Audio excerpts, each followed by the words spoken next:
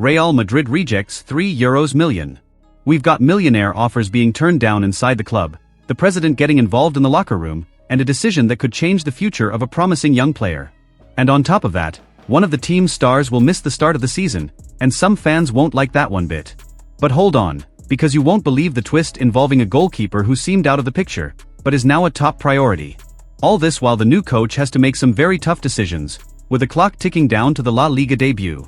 If you're a true Madridista, hit that subscribe button now. Don't miss out. This is hot news, every single day, straight and to the point. Let's smash the like goal and prove this is the most passionate fanbase in the world. When President Florentino Perez makes a move, no one argues. And that's exactly what happened with the wonder kid Gonzalo Garcia. After tearing it up at the Club World Cup, his future was uncertain. But now it's official, Gonzalo will stay at Real Madrid for the 2025-26 season. And look at what he brings to the squad. Just in the Club World Cup alone, he scored 4 goals in 6 matches and provided 1 assist, becoming the tournament's top scorer. The kid is on fire. But let's be honest, the attack is crowded. There's Mbappe, Vini Jr., Rodrigo, Endrick. Where does Gonzalo fit in? The answer came on the pitch. He earned it. It wasn't just participation, he made an impact. The buzz started at Castilla, but it was at the Club World Cup that his name blew up. He showed composure, killer instinct, and insane dedication.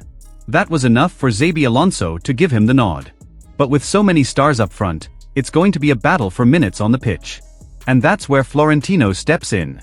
According to the portal Real Madrid Confidential, the president personally got involved and insisted on keeping Gonzalo. That's a clear signal, the club believes in him. And with fans always embracing homegrown talent, people are already saying a new idol is being born. So tell me, Madridista, do you think Gonzalo can win a starting spot even with Mbappe and Endrick in the squad? Drop a comment below. I want to know what you think. This space is for us to debate as real fans. Mendy out for the start of the season. Now what, XABI? Think that's all? The chaos continues at Valdebebas.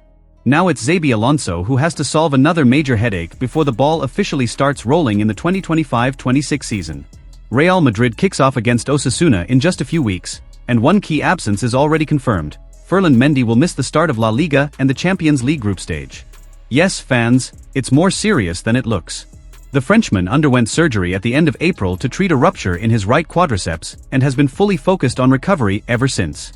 According to the newspaper Marca, he was the only first-team player who stayed in Madrid training, while the rest of the squad traveled and competed in the Club World Cup.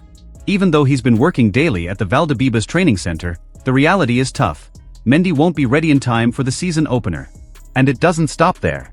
The club doesn't want to risk a setback, so his return will only happen when he's 100% physically and clinically recovered. Translation: we might not see the left back on the field until late September or early October, if everything goes well. Meanwhile, the situation around him has completely changed. During the Club World Cup, Fran Garcia stepped up in the position, playing minutes in every match and delivering solid, consistent performances. And as if that weren't enough, the club went to the market and signed young Alvaro Carreras, formerly of Granada and Manchester United, a name brought in to compete immediately for a starting role. In other words, the left-back hierarchy was reshaped in Mendy's absence, and that could come at a high cost. What was once a two-man battle is now a three-way fight. And the question is starting to echo through the Bernabeu hallways: does Mendy still have a place in this squad? The player, for his part, shows no desire to leave. He keeps training intensely, hasn't requested a transfer, and his agents haven't received any signal from the board that he's out of the plans. But in football, time is ruthless. And at Real Madrid, it's even more unforgiving. Stand still, and you fall behind. So tell me, fan, what would you do if you were Xabi? Stick with Mendy's return or bet on the renewal with Fran Garcia and Alvaro Carreras? Is there room for 3 left-backs? Or is it time for the Frenchman to seek a new challenge? Drop your thoughts below. This decision could change the course of the season. The Dani Ceballos saga is far from over. The midfielder has already made it clear he wants to return to Real Betis, his boyhood club, where it all started. And it's not just talk. The guy is so determined he'd even accept a pay cut to make the deal happen. But there's one huge obstacle blocking everything. Real Madrid won't let him go, and the finances don't add up. According to AS newspaper, Betis simply can't afford the transfer, even with the player's willingness. The Andalusian club is going through a tight financial situation, with a limited budget, and the Ceballos operation involves amounts they can't cover unless they sell someone first. But that's not all. Even if Betis could pay, Real Madrid will only release the player if they manage to bring in a replacement of equal quality. And let's be honest, finding a midfielder with La Liga experience, technical quality, who's okay being a backup, and is available on the market, is no easy task. So far, no one has fit the profile. Meanwhile, things aren't looking good internally for Ceballos. The Real Madrid midfield is more crowded than ever. Valverde, Tchouaméni, Camavinga, Güler, and even with Bellingham injured, his space has basically vanished. Arda Güler, in fact, has been gaining more prominence and key minutes. With every match, Ceballos sees his chances getting even slimmer. And as much as he loves the club, the jersey, and has always been professional, his desire is clear: he wants to play. Ceballos has bigger goals in mind.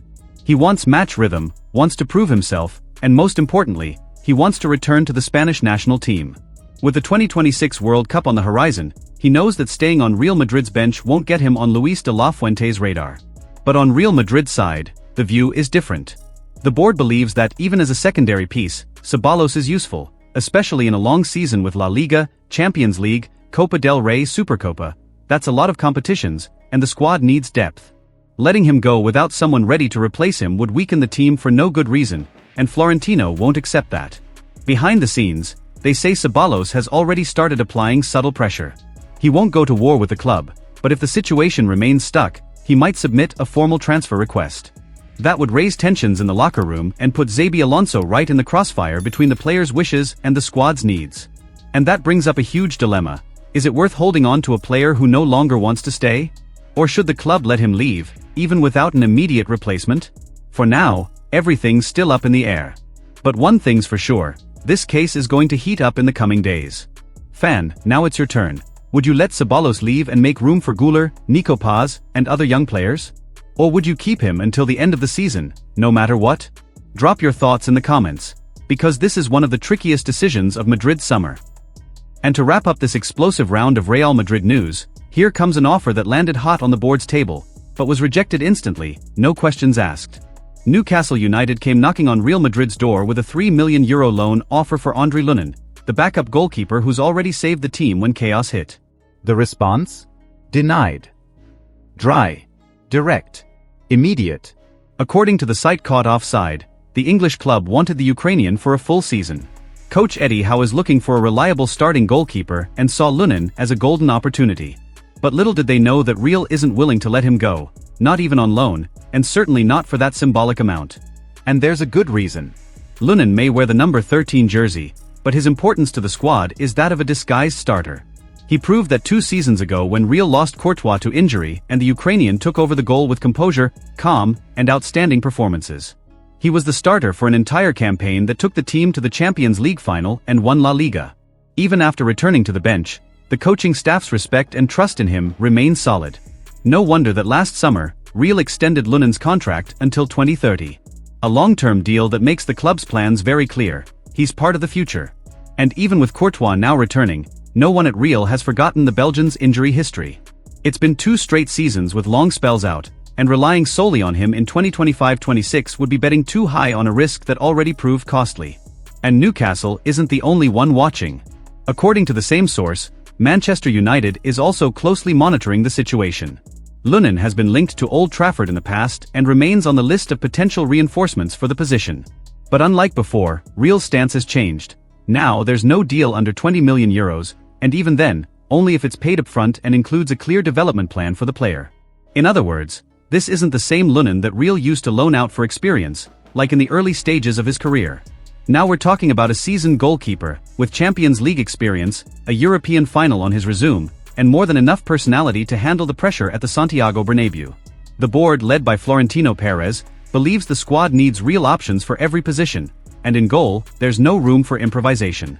Lunin has become a key piece in Xabi Alonso's tactical setup, and he's already reportedly made it clear that Lunin is part of his rotation plans for the season.